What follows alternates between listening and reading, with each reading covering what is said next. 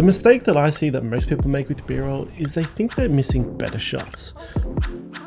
But what if you're just missing shots?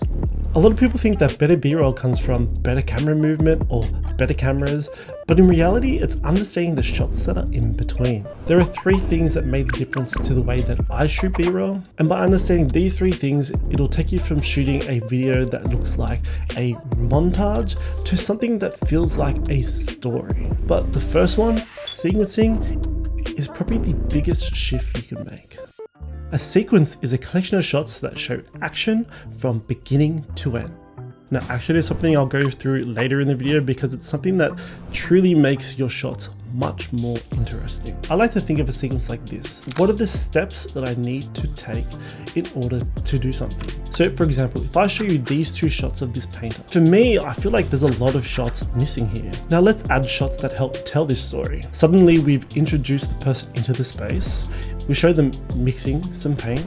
We see them walking up to the canvas and painting.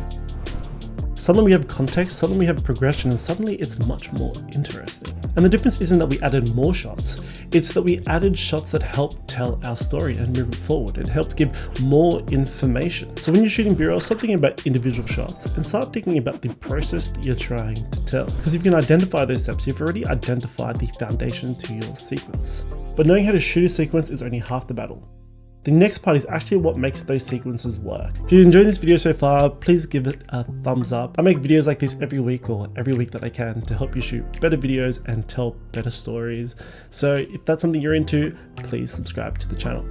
Okay, one of the easiest ways to shoot a sequence, and actually one of the easiest way to shoot, is wide, medium, tight. Let's go back to our painter. The wide shots answer, where are we? Here we see a painter, a canvas, and the environment they're working in. The medium shots answer what's happening. Maybe they're mixing paint.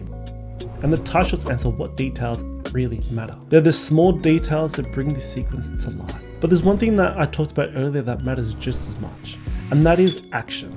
Because action connects all these shots together, and each action allows our viewer to move through the scene with them. Take for example here, where the painter has just finished mixing and he's moving towards the canvas, or where he's just about to apply paint onto the canvas. Action creates progression, it creates natural cut points, it also creates interest in your frame. Without action, your shots can feel disconnected. With action, they flow together. Without action, wide, medium, tight can feel like random shots. Action is what turns them into a sequence. So when you're building a sequence, think about the action that follows through all those shots. That'll give you lots of natural cut points and make it much easier for your edit, which is where we're going to go to next, because it's not just about shooting sequences, it's about shooting sequences that connect to each other. Because sequences that connect to each other tell a greater story. And this is probably the biggest mindset shift I can give you in the whole video. Don't just think about what shot comes next, think about what happens next in our story. Where does this sequence end? Where does the next one begin? What connects them together? Is there an object that I've used in this frame that I can bring over into the next scene? Can I use an object to match cut into another scene? The techniques don't really matter, but it's about thinking about our story as a whole and how our whole story connects. Because when you have a story that are just multiple different scenes that don't connect, it can feel disjointed. So whenever I'm shooting B-roll and shooting my sequence, I always think, how can one sequence flow over to the next? And if you can answer those questions while you're filming, it'll make your edit that much easier. And that's what people mean when they say shoot for the edit. And that's how you turn a video that feels like a bunch of random shots into one that flows, one that connects, and one that feels like it tells the whole story. I hope this video helps you in your storytelling journey. Please let me know which one of these lessons helped you the most, and see you in the next one.